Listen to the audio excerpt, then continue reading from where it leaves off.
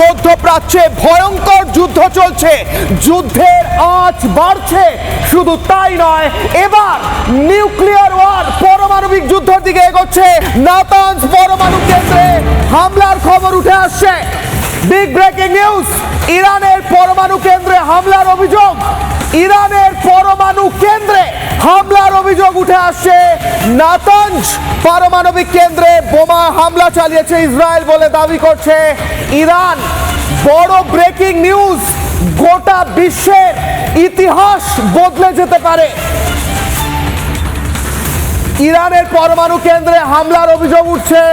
স্পষ্ট হচ্ছে, যদি সত্যি এই হামলা হয়ে থাকে, ইরান যে দাবি করছে, তাহলে ভয়ঙ্কর পরিণতি হবে, ভয়ঙ্কর পরিণতি হবে।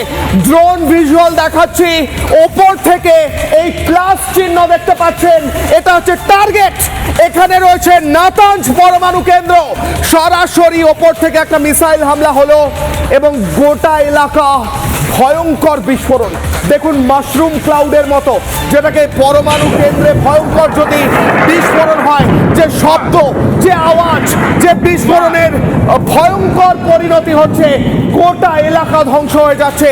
আর নাতানজ পরমাণু কেন্দ্রে হামলা যদি হয়ে থাকে, তাহলে গোটা বিশ্বের ইতিহাস আরো একবার বদলে যাবে। পরমাণু বিকিরণের দিকে হতে পারে গোটা পরিস্থিতি। এবার কি পরমাণু যুদ্ধ, এবার কি পরমাণু যুদ্ধ হতে চলেছে? ইরানের পরমাণু কেন্দ্রে হামলার অভিযোগ উঠে আসছে।